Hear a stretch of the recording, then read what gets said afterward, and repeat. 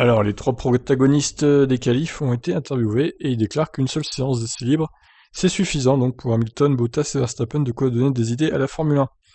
Comme ce sera le cas à Imola, le Grand Prix de l'effet au Nürburgring se tient sur 2 jours, à la différence près que c'était pas prévu. En effet, la météo exécrable a conduit à l'annulation pure et simple des 2 séances d'essai libre du vendredi, avec seulement 1 heure des EL3. Et un circuit nouveau entre guillemets au calendrier, les équipes et les pilotes avaient fort à faire. Bon, pas si nouveau que ça, hein, parce que le Nürburgring, on l'a déjà fait pas mal de fois en Formule 1 quand même. Mais c'est vrai que ça faisait un moment qu'on n'était plus venu ici.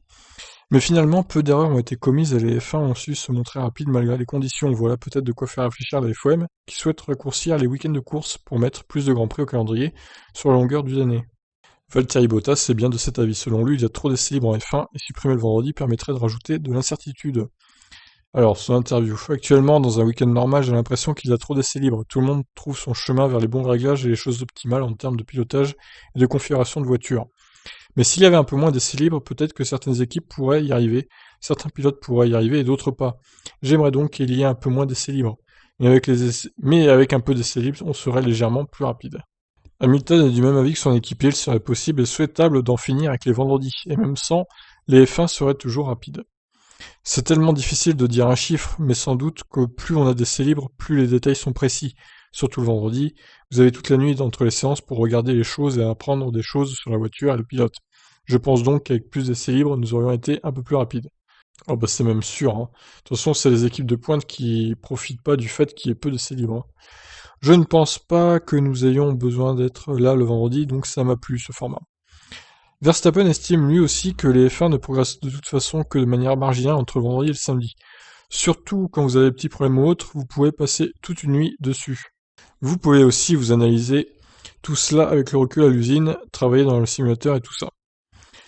Mais dans l'ensemble, comme l'a dit Valtteri, nous avons beaucoup d'essais libres, donc vous prenez aussi votre temps pour vous installer. Maintenant, quand vous savez que vous n'avez qu'une séance, vous êtes tout de suite dans le bain, je pense, un peu plus que ce que vous feriez normalement lors d'une première séance d'essais libres ou autre.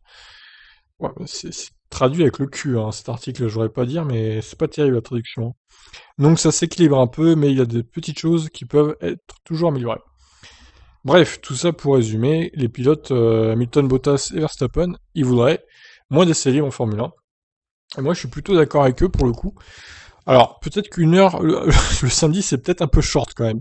1 heure juste avant les qualifs, il faudrait 2 heures. Je pense qu'il faudrait une séance de 2 heures le samedi. Genre, je sais pas, on va dire entre 10 heures et midi, et les qualifs à 15 heures, quoi, donc ça laisse le temps de manger, etc., de se préparer pour les qualifs. Ouais, une séance de 2 heures le samedi, ça serait nickel pour moi.